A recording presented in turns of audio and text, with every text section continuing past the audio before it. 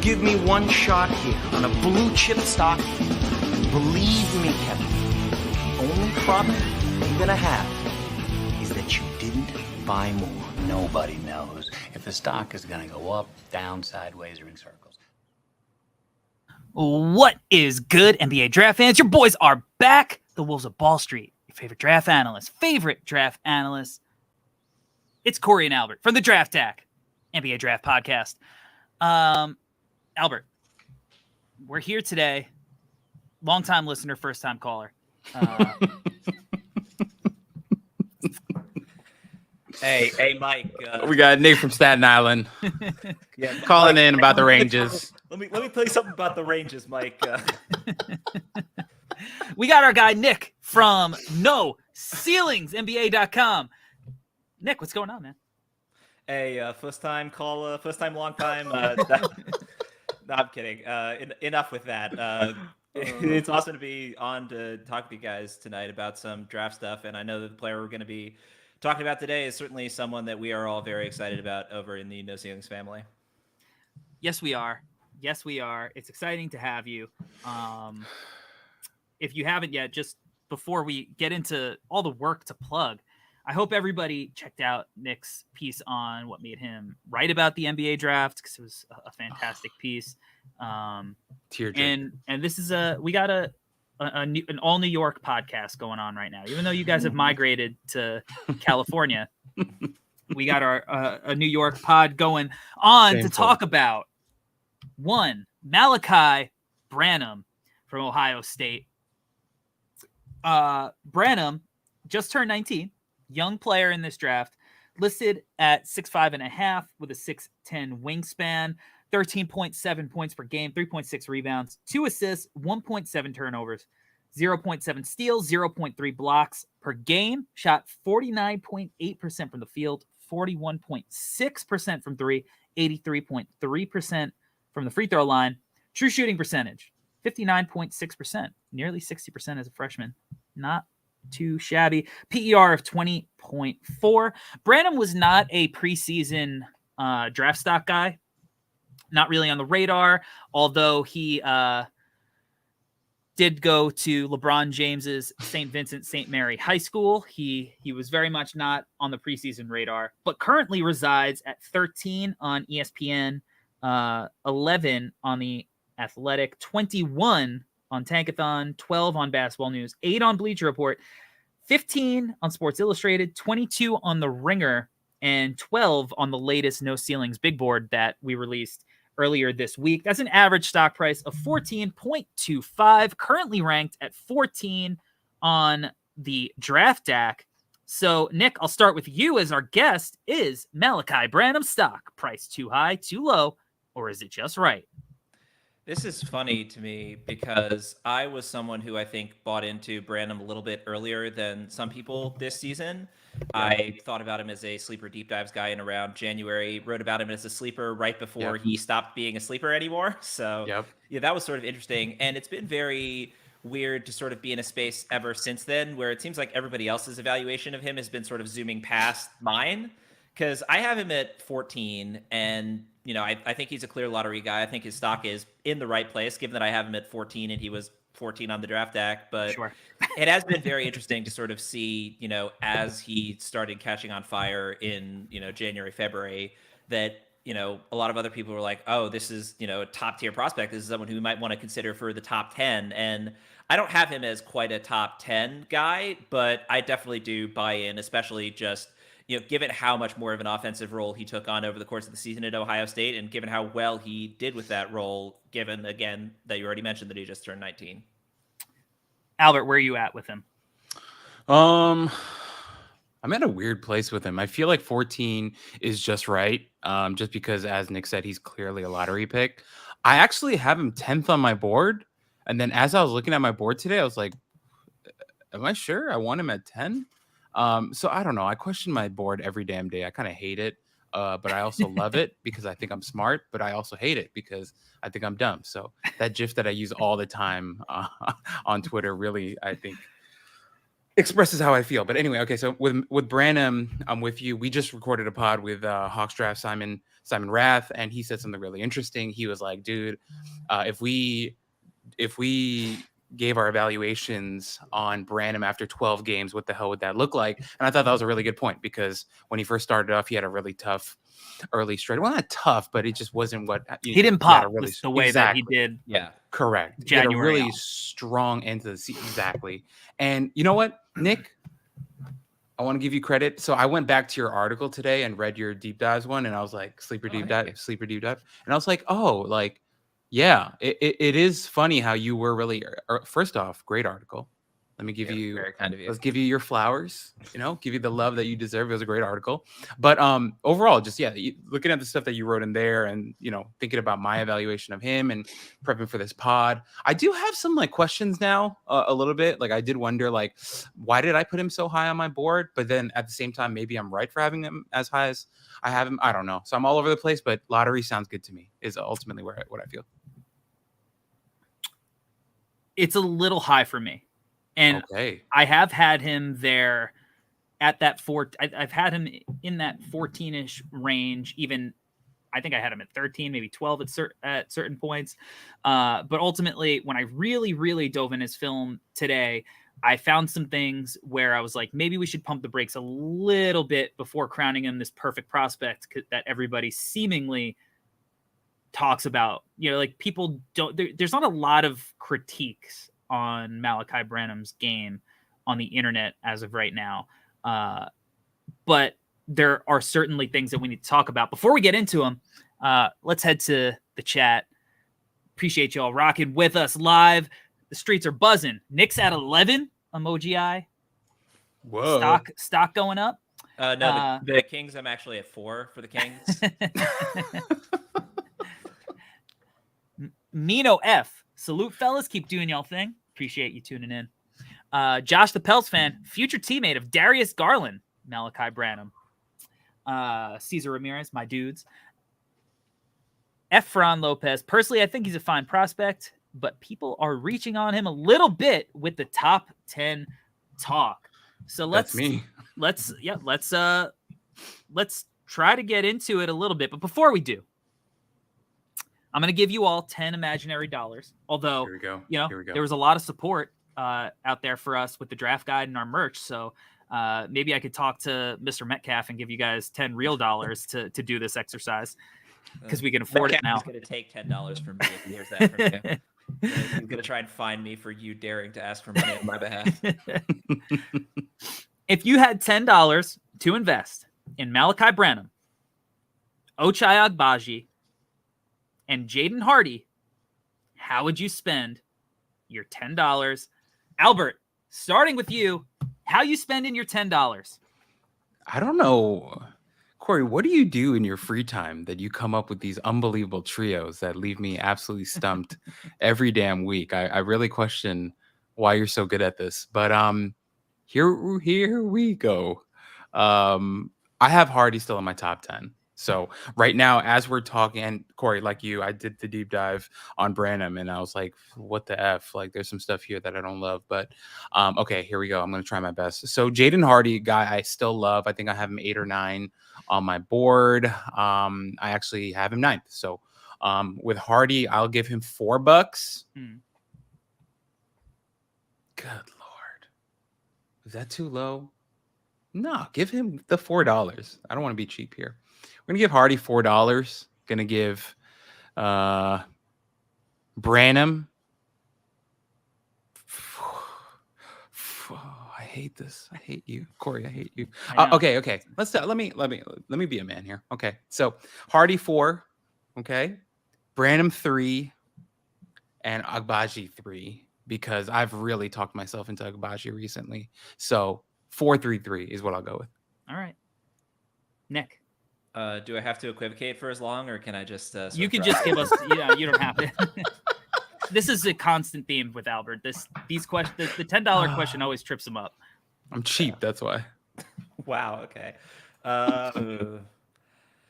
This feels wrong just saying it, but I'm gonna go ahead and say it anyway. I'm gonna say $5 to Agbaji, $3 to Branham, and $2 to Hardy.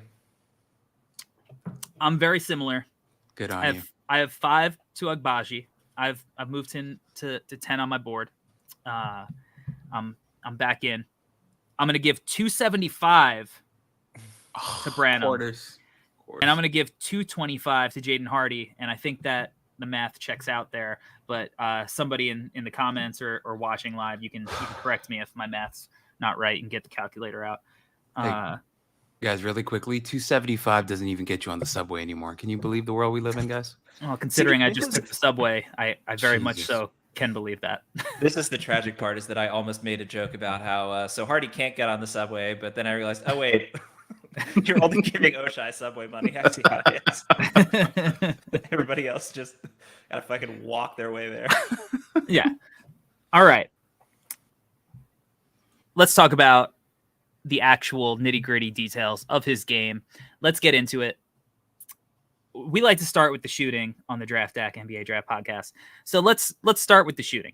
Mm-hmm. And considering, I think, the major strength of Branham in his game, let's talk about that mid-range game. Albert, what do you like about the mid-range game? God, what do I not love about the mid-range game? Okay, let me calm down. All right. I like the mid-range game a lot. I like how fluid it is. I like how he gets to his spots pretty seamlessly. I like that he can be pretty physical, getting his shot up too. He's not like contact averse, which I like. A little tough guy energy to Branham, which I like a lot. I like the jump shot. I like the release is high. Looks repeatable. I like that he lives in that range because, as we know, a lot of the high-end scorers in the NBA live in the mid-range, and they have to have that in their bag, and it needs to be effective. And we talk about that almost every damn pod, so I'm just repeating myself here. But with Branham, the mid-range game, I like it a lot. A lot. Is this? Am I correct, Corey, when saying in my notes I wrote that he has a compact jumper? Is that a fair evaluation of his jump shot? Because that's what I wrote, but I want to make sure that you agree because you are the shot doctor here. Yeah, I think that's a fair way to say it. Compact. Yeah. Everything is tight. It's repeatable. Right. If that's that, then yeah, I think that's fair. Okay. Nick, talk to me about his mid-range game. Should we be going crazy over this like we are? Is there legitimacy to that, or is it being overrated? No, I think it's a huge part of his game and why he's a good prospect in terms of valuation going forward. I think his ability, it's a lot of what Albert said, is his ability to get to his spots and, be able to muscle up shots despite any sort of contest. That I think is huge for him. He's also someone, I'm sure we'll get into this later, but he's not exactly a Jaden Ivey level athlete. So I think that just makes it even more important that he's able to get to his shots in the mid-range with the efficacy that he does, and he's able to get them up, as well as he does. I think that if, his athleticism were less of a concern, then I think he would need to live in the mid-range a little bit less maybe than he does. But the fact that he has those shots in his bag, I think is going to be very important for him, given those slight deficiencies in the rest of his game. I agree. His mid-range game is awesome. There's not much to pick apart, other than the fact that some people will probably say he lives there a little bit too often as a shooter in comparison to how often he's getting up his three-point shot. But these are the type of guys at the end of games. Like, these are the type of shots that you need your ball handlers to be able to knock down. When it gets tough, can you have a guy who can get to his spot, rise up over somebody contested, and still get their shot off in a way that they feel comfortable? And you really see how the Bucks missing Chris Middleton in the playoffs affected them when they didn't have a guy who could do that. And that's a guy, I think that Branham draws comps to sometimes. So I think when you look at the way he operates in the mid-range game, I think that he's got that mid-post game. So he's even got like the footwork to be able to knock down like the turnaround jumper and the fadeaways. It's all really intriguing stuff, especially because he could do it, either creating for himself, or he could do it off a ball screen, which, kind of opens up some of the other interesting wrinkles to his game. So it's really, really intriguing. Now, with his three-point shooting, and I had somebody, talking to, a scout, and they were like, are you at all worried about the volume of three-point shots he did or did not get up. And I was like, I don't think so. I think I mean, I would like it if he was firing away Terquavion Smith level 3-point shots at 42%. That would be great. But I don't necessarily think it's a problem. Am I right to feel optimistic about his 3-point shot long term, even though I do think that there's going to be an adjustment for him shooting it off the bounce? I think he's going to be a sniper off ball right away from behind the arc. I'm not worried, but I do think there's going to be an adjustment on ball. Nick, you can go ahead. Albert's got to stew over this question. Yeah. Well, I think part of the weirdness with sort of evaluating the volume with Branham from 3-point range is he didn't really start shooting in earnest until like halfway through the season anyway.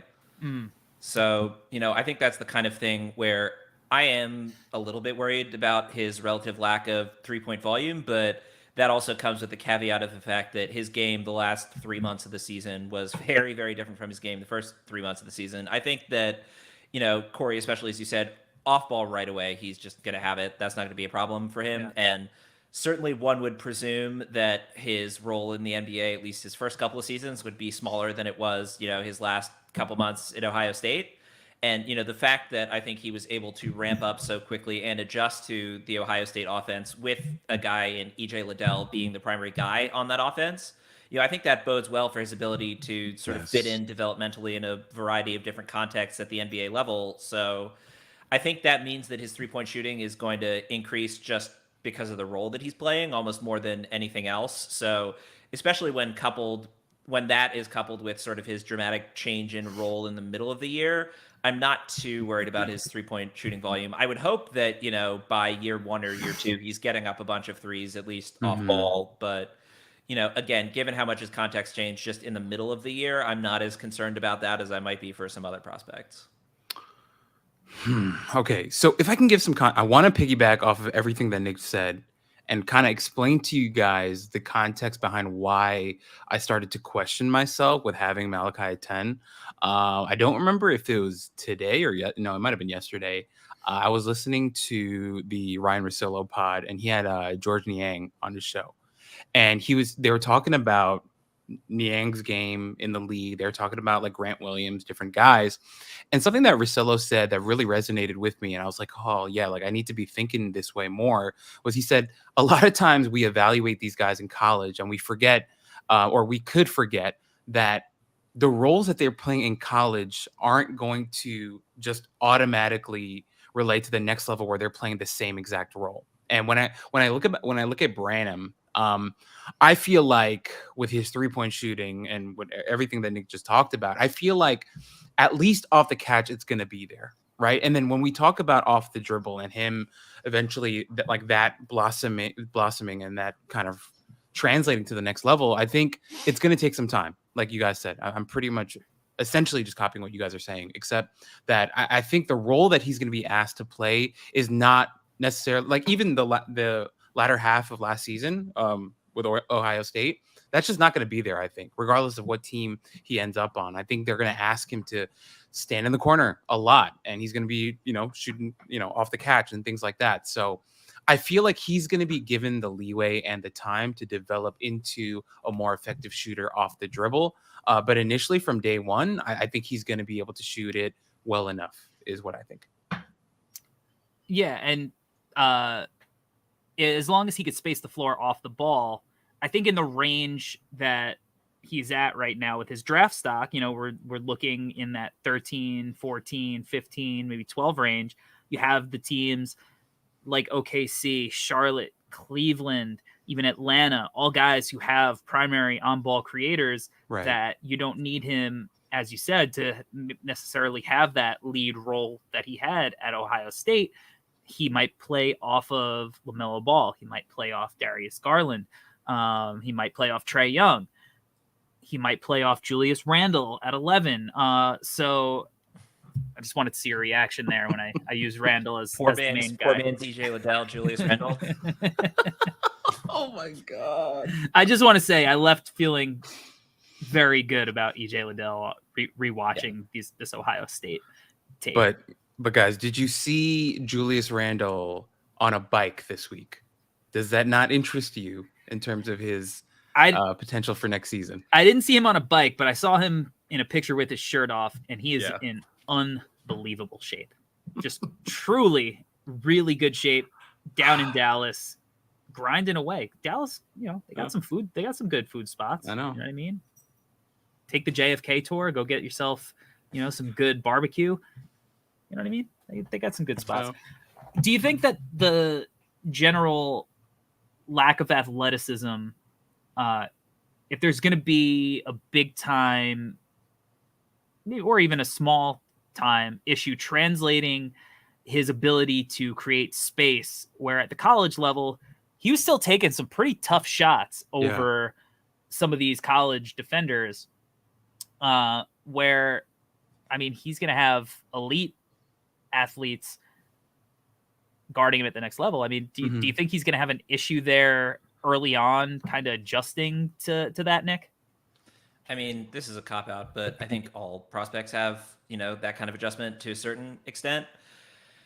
I think with Branham, I'm less concerned about that than I would be with some prospects, because I really buy in his handle and his ability to create separation even without like an elite first step. I'm not going to think of him as like a Jaden Hardy type, right? In terms of, or even Metcalf would never forgive me if I didn't mention Trey Mann as the king of the step back. But sure. The kids are saying that Trey Mann's got really good shin flexion, whatever that means. What in the hell does that mean? I don't know. I've heard what? I've heard it thrown around, and I looked it up in peer-reviewed journals, and I couldn't find it. But alas, the phrase has been used by some. At some point, we didn't know that gravity was a thing, or that the Earth was round. So some people are just ahead of the curve. You know what I mean? Shin flexion. Ahead of the shin curve, apparently. Nick, can I just piggyback off of what you said? Like, I feel like so I'm actually not as high on his handle as you are. I actually had some concerns with his handle. But the one thing I did like about him, I think he's really smart about picking his spots. So what I mean by that is he gets to his spots by being picky and smart and savvy about when to attack. Like, I thought he was really good at attacking when the defense wasn't set, like whether it was a pick and roll set or he's coming off like a drag screen or whatever. I thought he was really smart about when to attack and when not to. And I thought like the timing and the pace that he played with was really smart. And so that's why, like, I was texting with Hawks Draftner Simon a couple of days ago, and he was talking about how it's just like he played so under control. And that's something that I really agree with, where because he's smart about when to attack and how to attack, I feel like that really mitigates the lack of the athleticism. So I actually hear you, Corey. Like, I do think there is a lack of burst with him.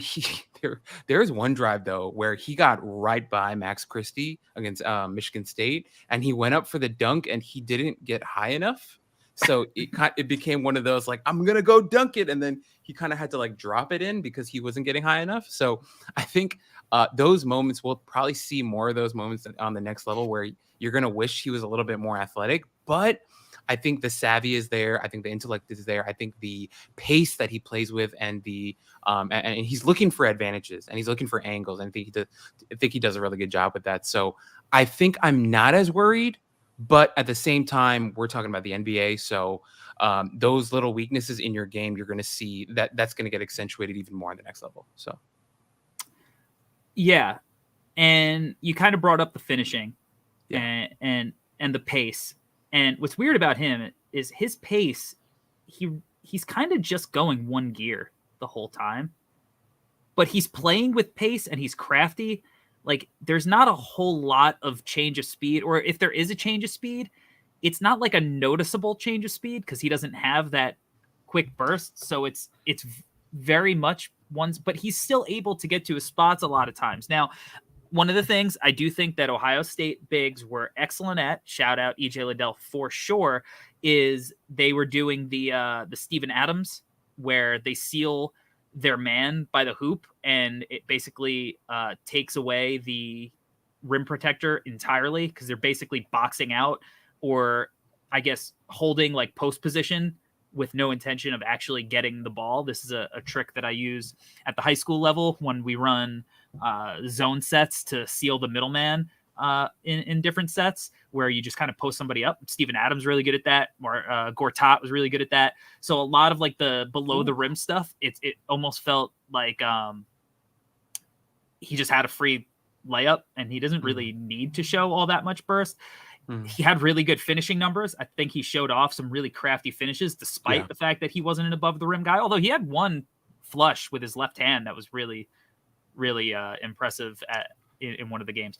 But he is a guy that I think the rim pressure stuff at the next level is something, I don't know if I want to say I'm worried about it, because I think he's crafty and he's got good touch around the rim, but being aggressive, putting pressure on the rim, and drawing contact is something that I think is going to be a bigger adjustment for him than him creating enough space to get his shot off in the mid-range is going to be. Yeah, I think that's a really good way of putting it. I am a little bit more worried about his ability to get to the rim at the next level. I think part of that is just because I buy into the other 2 levels of his 3-level scoring a lot more than I buy into his ability to get to the basket and finish consistently there. But again, the fact that he's, an okay athlete by college standards is, there's just another level that you're taking it up to when you're trying to score against guys in the NBA. So again, I am a little bit worried about his ability to get to the rim. I'm not too worried about it, especially, given that he does finish so effectively when he does get around the basket. But I think it's just easier for me to see the other areas of his game translating as opposed to his ability to get to the rim frequently. Yeah, and one thing I did want to say, Corey, you referenced the left-handed dunk. He's pretty good going left, which I liked. A lot of good left-hand finishes. He likes to drive left, does a good job of getting to his shot, going left as well. So overall, I liked all that, but I'm with you guys. I mean, there's some real limitations with him here. And so I kind of hate this. Like, the more we talk about it, the more I'm like, yeah, man, do I like this guy? I don't know. But I do like Branham. I absolutely do. He's what, 18, right? 19 years old. So there's still room for growth. Corey, I think what you said about the pacing was interesting, because like, as I was watching, I felt like he was playing with like a little funkiness. Like, some of the head fakes were good. I thought sometimes that pound dribble stuff, like off the pick and roll, kind of keeping the guy on your hip. I thought he did some of that stuff as well. And I know we're gonna get into the passing and playmaking, because like I think that's I don't remember who. Metcalf wrote about it in his Friday screener, right? And we I could think talk it's about real. we could talk about that now. This is a good Cool. segue to it. So me doing some of my co-host duties here. Want to help with the transitions, but anyway, I like some of the playmaking stuff too. Like I know Metcalf, he highlighted like the entry passes. Like I actually freaking loved that Metcalf talked about it, because that was one of my least favorite things about watching the Knicks this year. Like the Knicks just could not. That was what one of your least favorite things. I know. Come on, like one of the things that annoyed me. I know Julius had a bad season. I get it, but I also feel like our guards did a terrible job of getting the ball to him in good spots, right? And Branham, I thought, with the stuff that Metcalf was highlighting, and you see it on the tape too, he does a good job of that, right? And I know it's such a lost art because you don't have that many post-up guys anymore, right? I mean, other than Şengün, right, at this point. But I still think it's an effective skill, and I think it's one that he's going to be able to show more of, and not just the entry passes, but pick and roll playmaking and all that stuff. So, actually, Nick, why don't we just throw it over to you? What did you see in terms of his playmaking? Well, I think a huge part of it, honestly, was that he was playing alongside EJ Liddell, and especially that EJ Liddell was, he was the primary guy on offense for them the entire season, but, especially early in the year before Branham sort of got his legs under him. And, he certainly had a lot of practice with passing to a very versatile pick and roll big man, someone who could pop, someone who could roll, but also, his ability to throw entry passes, I think, is largely predicated on the fact that I'm sure that coming into the season, right, the big thing for him was like, okay, get the ball to EJ, right? Get the ball to EJ. I'm willing to bet that, granted, to say that all the guys on the Ohio State team practice that doesn't necessarily mean that anybody picked it up. But, I think that playing with someone like EJ definitely helped Branham's passing game in a whole lot of ways. And I think that post-entry passes are sort of an easy entry-level way to see that with him. EJ is awesome. I just can't say enough Yeah, things about it. yeah. But the entry pass stuff, totally there. But the pick and roll stuff was fun too. I don't think that he was showing off like the, Luka, Trae Young, come off the ball screen to the right, see the, weak side low man in the paint, one hand live dribble, hit to the weak side corner. Like if you can't do that, why are we even bothering? Well, Ousmane Dieng can do that. Oof. Yeah, one time out of 120. Well, maybe. It happened. Malaki Branham dunked with his left hand one time. Yeah, these that's are all true. things we could highlight. It happened. Yeah. But he was able to run basic pick and roll stuff with good feel, and what I felt like was good decision making. I think one of my favorite sets that they ran, and it wasn't with Branham even starting on ball. It was kind of like out of like a horn set, like the point guard would kind of kick it to like EJ on the elbow. Mhm. Branham would start out on the block, kind of pop up, and then they would go into like a handoff action to try to get Malaki like downhill to where he could pull up and knock down that little elbow jumper. But because he's such a threat for that elbow jumper, the big will jump out at him. And if the guard was not able to get back into play, now he's able to perfectly run like a nice little side ball screen, hitting EJ in stride at the rim.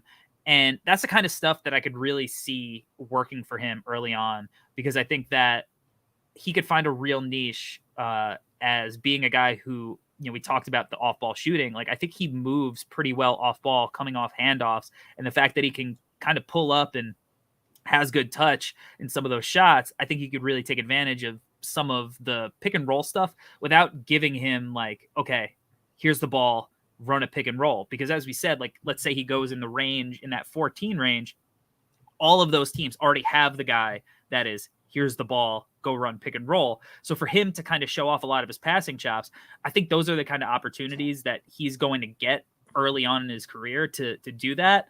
And that kind of stuff was really fun for me. Thoughts, opinions?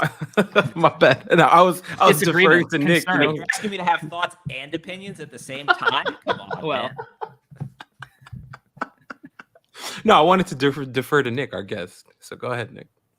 Well, I think something that Albert said earlier, I think really plays well into Malaki Branham's passing game, which is he seems to have a really good knowledge of where he wants to be and how to get there on the floor.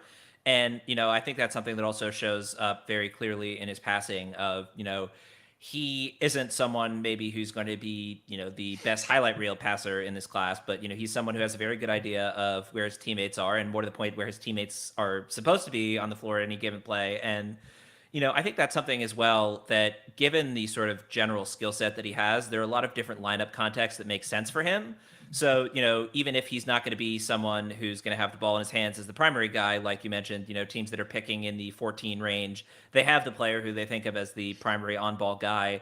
I think it's interesting that, with someone like Branham, you can rely on him to make the right reads, make the right passes, and therefore he's someone who can be a solid, positive, contributing passer to your team, even if he doesn't have the ball in his hands a lot. That being said, having him as a secondary guy running pick and rolls certainly is, something that he does very well and something that could be helpful sooner rather than later, even if he has the ball in his hands only a few possessions as opposed to, a lot more frequently. Bingo. Everything that Nick just said, because once again, like going back to the role thing, right? Like if you're asking him to be a secondary, tertiary playmaker, then he's more than competent in that area. So if I think we have to look at this as like a bonus, the cherry on top, right? If we're going to get the mid-range scoring from him and the 3-point shooting from him, and he can do a little bit with the ball in his hands and the pick and roll and stuff, then that's what makes him a lottery pick. And I think ultimately where we're all landing on right now is I think we all see him as a lottery pick. And so I think if we start to add all these things up, then yeah, it justifies that position. So I agree with everything Nick said. Let's take a little trip to the chat right now. Make sure you're smashing that like button for the Draft Deck NBA Draft Podcast. Our guy Gregory Castillo has been going ham for a personal favorite of ours at No Ceilings, Jalen Williams. We're with you, Greg. Jalen Williams is what we like to refer to as the truth. I thought One that was Paul Pierce's wheelchair. a funny comment from earlier that I just want to touch on. Mino F. I love it when Albert struggles with the trio investment. We all love Leave that. me alone, Mino. We all love that. Cesar Ramirez. Anybody else get Tim Hardaway Jr. vibes with Branham? With better playmaking, of course. Maybe not the shooter Hardaway is. Let's go down to Tomas Saransky. I don't know if that's a Tomas Saturansky kind of thing in there. Maybe it is Tomas Saturansky. Some prospects take a while to have the game slow down the way it slowed down for Branham. Very true. Very true. Josh the Pels fan. I think Ohio State's scheme hit a lot of his lack of athleticism. All good points by our listeners. Let's take a quick break, and then we are going to get into the defense. Oh, boy. All right. We're back, and it's time to transition to the other side of the ball. So, Albert, I want to get your opinions. Let's talk perimeter defense. Okay, so let me give me a second. Let me just tap into my notes here. Okay, so what I wrote initially, for me personally, I felt the defense left me wanting a little bit more. But what I wrote out in my notes is like, I felt meh about his defense, but me feeling meh and just okay and average about his defense made me feel better about him as a prospect, if that makes sense. It probably doesn't. What I'm trying to say is this, guys. Listen carefully, all right? So because I think he's going to be able to offer so much versatility as an offensive player, I can live with and be okay with him just being a mediocre defender.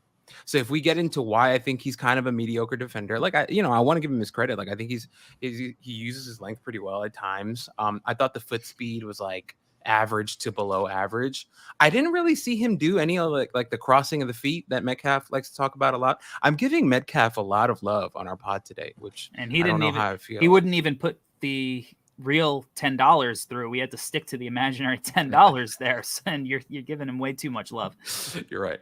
But if you consider all that, I just feel like, and like even with like his off ball defense, like I think it came and went at times. I thought sometimes he loses focus a little bit, and then other times like I felt like he was making the right reads and rotating at the right time, and being proactive and stuff. So I think once I like got to the end of my evaluation with him, I felt very average on him. I wasn't super down on him, nor was I super high on him. I think the good flashes and the bad flashes kind of evened out and made him a very mediocre defender for me, is how I felt. I don't know if that's the best answer, but that's my answer. Nick, that's Albert's answer. Let's kick it over to you. What's your answer? Well, I hope it's not a terrible answer, because that's basically my answer too. Is I think that he's someone who's decent defensively. He's not going to wow you on any particular play, but he's also not atrocious on the defensive end. He has his flashes where he looks pretty good. He has his flashes where he looks like he should probably be paying a bit better attention, should have a bit better of an idea where he's supposed to be. He has a 6'10" wingspan with his 6'5" frame, which is, decent. He's someone who I think at least, guarding 2s and 3s, he'll be okay. I'm more worried about his athleticism on defense than I am on offense, but I don't think it's like limiting to the point where, he's just not a good enough athlete to be able to defend at the NBA level. Like, I'm definitely not there at all. I think that he's more than athletic enough to be decent defensively at the NBA level. And I think that, by year 3 or 4, he's probably going to be slightly below average to average. I don't think he's ever going to be atrocious. I don't think he's ever going to be, anything special on the defensive end. But I think that he's going to be good enough on the defensive end to allow his offensive game to play. And I don't think he's going to be someone who's going to be a serious problem defensively at any point. So this is an exciting day on the Draft Deck NBA Draft Podcast. I'm going to say something nice about Malaki Branham and his defense, and the fact that as an offensive player, he put up really enticing percentages, smooth game. He was good at contesting shooters with his length. Mm-hmm. I can't wait to see where this Me goes. too. I'm so confused. Now it's time. Okay. I very much believe that Malaki Branham actually is an atrocious defender. I think that he is the worst defender on the perimeter that's possibly going to be selected, definitely in the lottery and potentially in like the top 25 to 30 picks. Okay. And here we go. Buckle up. First of all, Malaki Branham very much does not have that dog in him. You will see no memes with a dog in the heart pasted under Malaki Branham's defensive film on Twitter. He offers almost no resistance to the rim when guys drive. You know, one of the things we talk about with Davion, and as a Kings fan, Nick, Davion is up in your shit. He is making you uncomfortable, and he is playing with his chest, closing the gap so that he is going to be able to shadow you every step of the way. My guy Malaki, he is around the person, but allows them to dictate just about every single decision that happens offensively. So he's very passive. You know, the other day, I guess it was on First Take. It was one of those shows. JJ Redick and CJ McCollum were talking about what it feels like to be targeted in an NBA basketball game. And JJ said it does not feel good. But he said Monty Williams calls it the pigeon, going after the pigeon, which JJ was. Malaki Branham is the pigeon. You can target this man and get absolutely anything you want. And that could be on ball, that could be in the pick and roll, and it most certainly could be off ball. Going back to he's not in your chest, he plays flat. Very rarely is he going to shade you to a side. And when he is shading you to a side, his stance is too open. So he hasn't found the middle ground to where he can recover and cut you off by forcing you. Maybe you're playing in an ice and you want to send somebody sideline. Maybe you're playing in a weak, you want to send them to their weak hand. He's just open, you know, Ole defense type of thing. So he's either flat, so the player can choose whether they want to go left or right, or he is wide open, so they could just go right by him, and he doesn't have that athleticism and length to recover. Now let's talk about the pick and roll defense. I'll say one nice thing about him. I thought that he had a decent understanding of the scout. So against Michigan guards, he went under on that due to the lack of shooting. Against Michigan State, he was fighting to go over on guys like Max Christie, who could shoot the ball. So he understood the scout, but he cannot fight through screens. Every once in a while, the 6'10" wingspan allows him to somewhat get back in the play. But again, and I'll bring up Davion because he's a favorite of ours. He's one of the best perimeter defenders in the draft. If you watch Davion attack a ball screen, he is anticipating that the screen is coming, and he is stepping over early so that he can almost at times avoid the screen entirely. So Davion is, when it comes to ground bound athleticism, I would almost consider him top tier, whereas Branham is already at a speed disadvantage, and he's also at now I'm late. He allows him to get hit, himself to get hit with just about every screen. When his man was the screener, which may be action that he sees more in the NBA as he's playing multiple positions.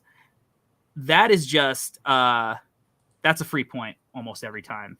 He's got no idea, and this goes back to youth, how to kind of guard a ball screen as the quote unquote big defender. Let's move to the off ball stuff because it just keeps going. All right. His positioning, I feel like he's almost never in the right spots. So let's take, for instance, against Illinois. Kofi's in the post, helps off strong corner to double the post. NBA teams, you help off strong corner, you're going to find yourself on the bench. That's a no-no almost immediately. You do not help strong corner. Now let's talk about when he's on the weak side and they're fronting Kofi. Weak side's job now is to play behind, be in position, so you're giving the front a little bit of help and protecting the paint. Now, Kofi is a giant human being by almost any standards, but that's what is awaiting you at the NBA level. He was kind of in the position, but he didn't want to be. He was still a little bit outside the paint, maybe let's say one foot in, 1 foot out, and offered zero resistance on help when they were able to get the ball up over Kofi, which not even, a foul to try to slow him down. He doesn't play with his body. He casually reaches. So instead of sliding over to a spot on a dig, he's just relying on his length. In high school, you can absolutely get away with that. You can get your hands on balls. Guys are sloppy. As you go up levels, you have to commit fully. As a coach, that drives me absolutely bonkers when a guy's driving by you and instead of digging at the ball, you just kind of reach at it lazily. It's like this fake hustle thing. It makes me absolutely lose my mind. I saw that repeatedly. His head is very rarely on a swivel when he is the low man. So repeatedly, he would be the guy, again, he's last line of defense. He's supposed to be protecting the rim, preventing dribble penetration, or a guy who's supposed to be tagging the roll.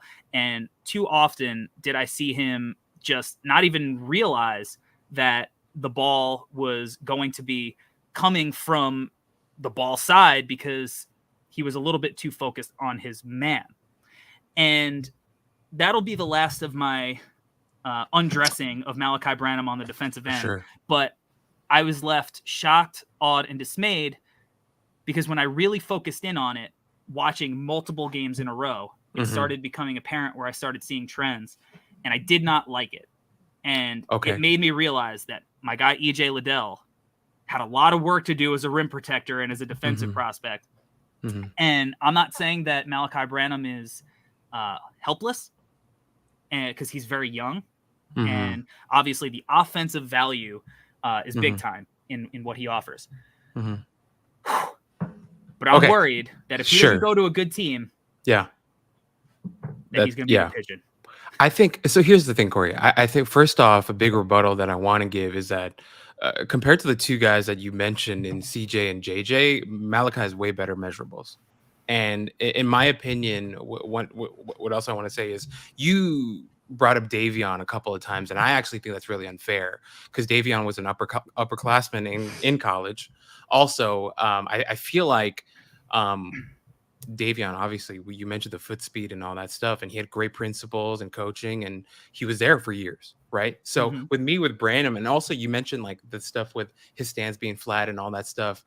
I don't know, Corey. Like, I feel like I hear everything that you're saying, but also my question is, why can't any of that be coached? I feel like it can be, and you said that he's young and all that. And so if he's 6'5" with a 6'10" wingspan and you can coach that into him, if you consider that plus all the offensive skills, I don't feel like it's as big of a problem, in my opinion. And I feel like the guys that you compared to him were a little unfair for different reasons, right? Like I mentioned with JJ and CJ, those guys are smaller guys with not the best measurables. I mean, we know JJ Redick's physique, right? He wasn't really built to be an NBA defender, although he became a good one. I thought he was a really good team defender in his prime and stuff like that. But I just feel like with Branham, because of the 6'5" height and the 6'10" wingspan, and the fact that I still think there were some flashes where he looked decent, and with NBA coaching and the fact that he's younger, I think the things that you mentioned with him can be fixed is my rebuttal. And obviously I'm not his attorney because I don't want to be, because I have questions too. It's not like I said he was a great defender, but just kind of, devil's advocate to what you said. I feel like, if they had a coach like you, Corey, who brings him in from day one, they're like, hey, listen, buddy, maybe it's Darvin Ham. Obviously not going to be Darvin Ham because the Lakers don't have a pick. But let's say it's some coach, defensive coach, and they bring him in. They're like, hey, kid, listen, so you can shoot the ball. That's cool. You suck on defense, right? So what we're going to do, and you already know who I'm thinking of, which coach would do this for him, right? The guy Tibbs will bring him in and be like, listen, I don't give a shit about your shooting. I don't give a rat's ass about what you can do in the mid-range. You're going to play defense for me, or you're not going to play for me at all, right? So I just feel like if you get a coach like that who brings him in with that age and that size and the frame and whatever, and also we haven't mentioned, I feel like he's going to add some muscle to that frame. I don't like, I know his shoulder's a little scrawny. I get that, but I don't know. I look at him and the physicality that he plays with in the mid range, I feel like there's still hope. So suddenly I want to defend Malaki Branham is what I want to do. There's always hope. There you go. But hope Okay. doesn't change the reality that this man was not a good defender this year. Yeah. And not that I thought that he was downright bad. Now, Okay. as you said, defense can be coached. Mhm. However, one of the things that makes Davion great, besides his measurables, is the fact that he wants to play defense. Okay. Is the mentality, the desire, right? And we're really just using Davion because he's a guy that we talk up as, to me, he's the standard as a perimeter defensive prospect. Especially because, last class was the first one that we started covering on the show. Yeah. So it's a good theme. JJ and CJ, I kind of use as an example just because they sparked the conversation because they've been roasting Stephen A. Smith on the daily, all week. And he does have good measurables. I agree with you. I think that his body is fine. I think his legs are pretty skinny, and but I think his Short body, torso. he's going to be able to put on fine weight. But it's got to be mentality. Okay. And he's very far with IQ. And one thing, like, there is no guarantee that defense is something that you can all of a sudden just flip, because here's the thing. It's getting harder next year. It is not going to be easier for him in the NBA to learn defensive principles than college principles. And there are going to be some new principles that he's going to have to learn. It's going to be hard. Now, it's hard for every rookie. It is, you can't, how many Herb Joneses are there? Very few. And that's why Herb Jones was Herb Jones, right? Like, that's why he got all the love that he did. But I have to really see some real improvements. But this is, I guess my larger point is, there's a reason I chose Ochai Agbaji as a guy in our $10 investment. Right. Because I think there is a real legitimate argument, despite the fact that Ochai is much older as a prospect, as to why he is going to be a much more valuable player throughout his career than Branham, despite the fact that Branham early on might have more on-ball creation. And Nick, you're probably with me that I think Ochai's got a little bit more offensive creation potential than some people want to give him credit for, because I've heard you talk about Ochai before on podcasts. I've talked about it a few times. And, like, Ohio State was they were a good team, right? They were, but with two potential top 15 to 20 picks, they probably should have been a better, excellent team. And I think a lot of that comes from, like, guys who want to offer two-way impact. It goes a little bit to my point that I've been bringing up, is like, is winning a skill? Knowing how to win, knowing how to play is obviously something that you learn early on as a player. Ochai is a winning player. He understands how to win. He's been through a bunch of situations, and he offers winning intangibles. I'm not necessarily sure that Malaki Branham has the same winning intangibles as some other guys. Now, that isn't the end-all be-all, and sometimes that could be overrated, and that's why these guys typically aren't going in the top 5 of the draft. But I very easily could see a world that Ochai Agbaji ends up being a more valuable player than a guy like Malaki Branham. And I guess that's my overarching point, that he is so far away, in my opinion, on one side of the ball, that despite the fact he has slight advantages offensively, and maybe based on age, there's also an argument that Ochai is an easier fit in an NBA offense. There's also that side of the argument as well.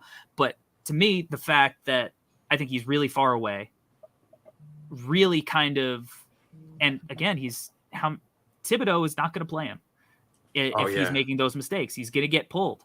And despite, like you said, what the shooting is like, and there's a lot of coaches that are going to be like that. So at some point, his age might not even be a thing that you're like, well, he's still young. Because what if he gets the Jaden Springer treatment, where Jaden Springer's argument was, well, he's so young, and he's got these great measurables, and he played like 6 minutes in the NBA this year. And so really he's coming in as if he plays next year, which he's behind Tyrese Maxey and James Harden, presumably. So I'm not sure what kind of role he'll get. If he does, he's basically going to be a rookie as now what would be him coming out after his sophomore year. So the age thing starts to even out at a certain point a little bit, you know? I'm still in on Branham. I'm not completely out because I think he offers legitimate offensive tools. I'm just saying, I've seen sprinkles of people being like, yeah, Branham, not a great defender. I think he's flat out bad. And that's just my argument. I'm not saying he's not going to get better. I think he's got to shift that mentality pretty heavily, though, if he wants to. Nick, your thoughts? I don't think it would be an understatement to say that I'm less out on his defense than Corey is. Given Corey's recent speech, I think that would be a fair statement to make. No, but I mean, I get where you're coming from with all of that, certainly. And, I think, I don't know, part of the weirdness for me as well is that, when you're talking about these sort of winning plays argument, it's like, well, they have 2 top 20 guys, why did they not win more? Well, the flip side of that is the Malaki Branham that we're talking about as a potential lottery pick was not the Malaki Branham that showed up in October, November, December, right? I mean, his game and the amount of opportunity that he had with the ball in his hands and the amount of responsibility that he had to the Ohio State team just changed dramatically in the middle of the season. And, that I think makes it very difficult to be like, okay, what kind of player are we looking at here, right? Because it was just such a drastic jump. And I don't know, I think that just it's difficult because this is something that Metcalf and I have talked about quite a bit with Kendall Brown of why is he so exceptionally gifted at cutting on the offensive end and gets so lost anytime anyone back cuts him on the defensive end. It's like part of me feels like just the understanding that Branham has of where he needs to be and how he needs to get there on the offensive end is the kind of thing where, in theory, I'd like to think that somewhere down the road that sort of translates to his defensive knowledge of, where he needs to be and how he needs to get there. But, there are some players who just seem to have this sort of bifurcation of like, okay, this is offense. This is how I get to where I need to be. And then on the defensive end, it's, I don't know. I don't know where I'm supposed to go. I don't know what I'm supposed to do. And, I don't know, some of that is certainly effort, which could stand to improve, but I feel like he'll get a much better idea of defensive positioning relatively quickly in the NBA. Now, what he does with that is an entirely different question, but, I feel like by, end of year 2, beginning of year 3, he's at least going to know where he needs to be. The question is, can he get there frequently? I think to quickly touch on your point about like the guys like Kendall Brown, guys maybe like Malaki, who like on one side of the ball seemingly have that high IQ and understanding of what to do, where to be, how to get there, versus defense is offensively you tend to dictate. Sure. Right? So you kind of are forcing the reactions instead of having to anticipate the reactions. So it's that kind of thing, that the shift in mentality where it's like it's seemingly similar, but especially with young guys, a lot of these guys aren't necessarily they don't have the reps. They don't get the experience. You're not getting, even if you're playing a lot of high level AAU, you're not seeing the same organized type stuff on a regular enough basis to be able to naturally anticipate. But at the NBA level with film and with reps, you could actually build on that. And maybe you could see the anticipation, them figuring that out and anticipating it early instead of late, because in the NBA, even if you're a split second late, it could result in a dunk, free throws, a 3, whatever, a foul, something that could harm your team. But I think that he needs more reps. He needs more time in the batting cages, swinging and really just how are you going to watch film and pick it up? I think film is a big thing. So, and that's something typically that guys figure out as they mature and get older. I'm not saying he's hopeless because he's got good measurables. Just needs some dog in him. For the record, guys, Corey does think he's hopeless. All right, so make sure you write that in the comments and stuff. Definitely write in the comments. Tweet it out. Needs Snitch. to swallow more dog treats. Snitch tag me. Snitch tag him. Everything. Snitch on him. Snitch tag me. The whole thing. Hey, at Malaki Branham, I heard this category. Maybe I'm the guy who sparks the change. Whoa. Whoa. Mind blown. Never thought that would happen. All right. Lastly, I'll say, I think it's unfair that AJ Griffin has gotten killed for some of his defensive stuff, but Malaki Branham has not. That's all. That's my last thing. Because I'm an AJ Griffin truther now. What teams will give Malaki Branham the best ROI? Nick, what are your teams? That's a good one. In the range that we've been talking about, sort of end of the lottery / middle of the first round, I mean, this is cheating because 13 and 15 are held by the same team, but Sure. I think that both Charlotte and Cleveland could make a ton of sense for him in very different ways, actually. But I think those are both landing spots that could work out really well for him. So, that 13 to 15 range, I think both Charlotte and Cleveland could be really good landing spots. So I'm going to go with Charlotte over Cleveland, but I think those are two really good potential spots for him. Albert. Give me the Cavs.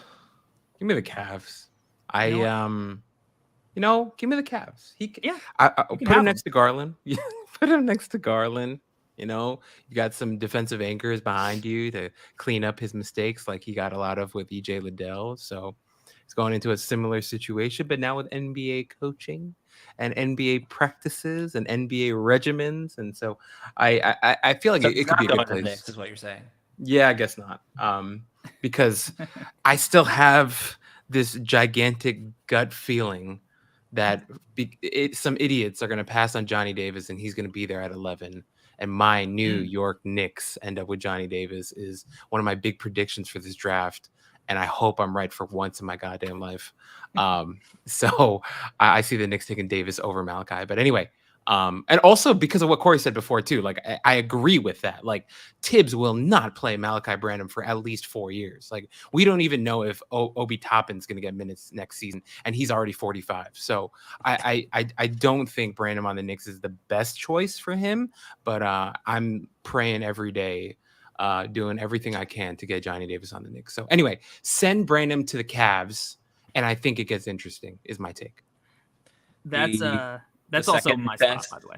Second best St. Vincent's St. Mary's graduate to play for the Cleveland Cavaliers. Number 2 ain't bad.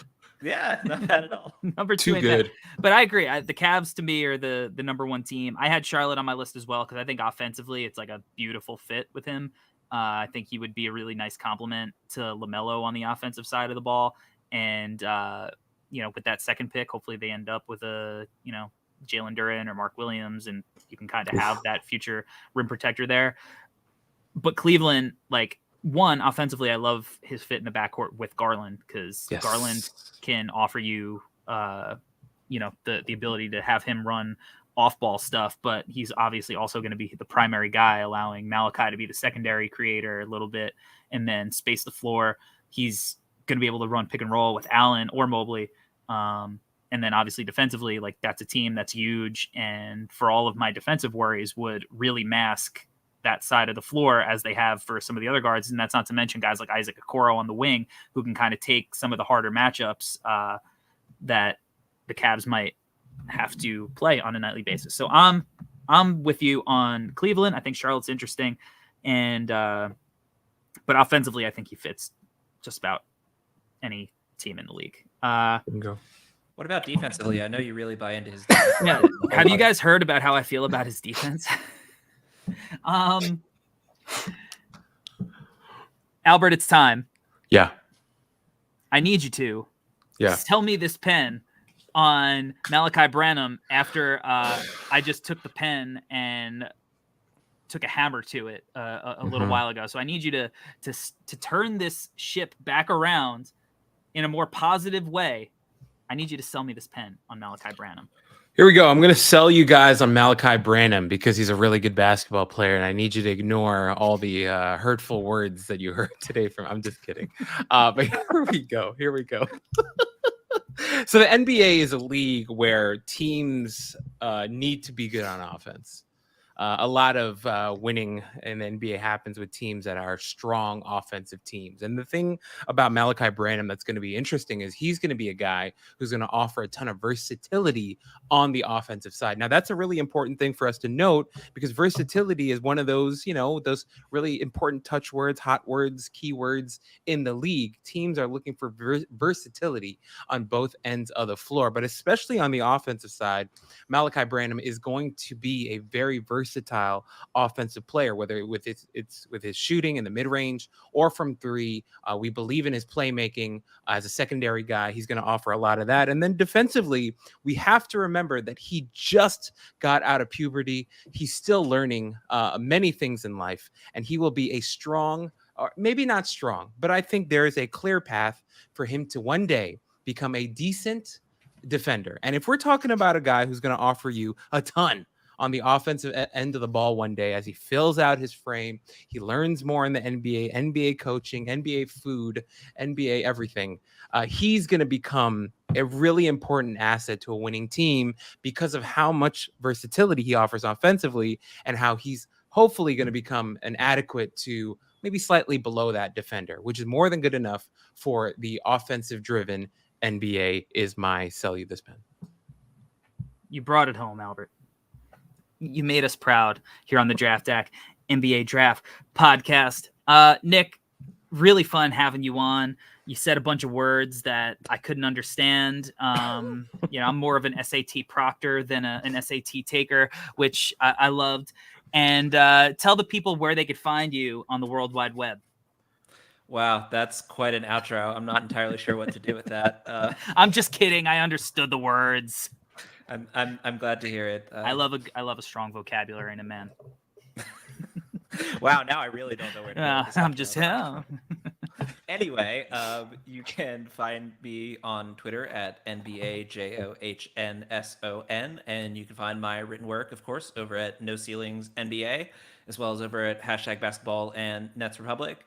In terms of over at No Ceilings NBA, I wrote my most recent article on Darian Sebron last week, who, is someone who has a little bit different of an athleticism, let's say, than a Malaki Branham does. But that was really fun to dive deep on Darian Sebron, look into his game, look at him scoring around the rim, tons of fun. And then, just general plugs for No Ceilings NBA. If you have not checked out our merch or our draft guide yet, then go to noceilingsnba.bigcartel.com and subscribe over at No Ceilings NBA. We have a whole bunch of stuff going up there, and the draft is rapidly approaching, so there's going to be even more goodness over at No Ceilings NBA. Albert, where can the people find you? You can find me at Alberto Gim on Twitter. Evan Wheeler and I from No Ceilings, we actually collabed on a piece on Dyson Daniels that's going to be dropping on Friday, which should be fun. Got to talk a little bit about him. Wasn't super long, wasn't formal. We just wanted to have fun and have like a little written conversation. So please check that one out. It was a real honor for me to have the opportunity to write with Evan, because Evan is a really talented writer, a guy that I think deserves more credit. Not from our website. I think all our No Ceilings guys, we know how awesome he is, but from the general public, I hope you guys through this piece get to see how awesome of a writer Evan is. So please make sure to check that one out and all the other No Ceilings stuff. We dropped a draft guide that'll make you smarter. We dropped merchandise that'll make you cooler. We drop written pieces all the time that'll make you more emotionally sound and awesome and more whole and complete as a human being. So we're just offering holistic awesomeness at No Ceilings. So please tap in because your life will be better for it, is what I wanted to say. Absolutely. I'm really looking forward to reading that piece. The whole No Ceilings team has really been crushing it this whole cycle, but we've turned it up to 11 as of late. And as Nick said, we're getting really close to the draft. We're mere weeks away. We got a really cool announcement that will be coming soon about our live draft stream that we're very excited for. So make sure you stay locked into No Ceilings TV on YouTube, and make sure you stay locked into the Draft NBA Draft podcast by rating and subscribing everywhere podcasts are available. Follow me at Corey Tulliva on Twitter, at No Ceilings NBA. And make sure you subscribe to NoCeilingsNBA.com. It's free. You'll get all of our stuff Monday through Friday for free. Did I mention it's free? It's free. Sign up for it. No monies. Sign up for it. And if you haven't yet, again, pick up that draft guide because it's really informative. Top 58 prospects. It's pretty looking. And yeah, it's just a dope way to prepare for the draft. Send it out to your friends, the whole thing. And until next time, everyone, we are out. Thanks for rocking with us. Peace.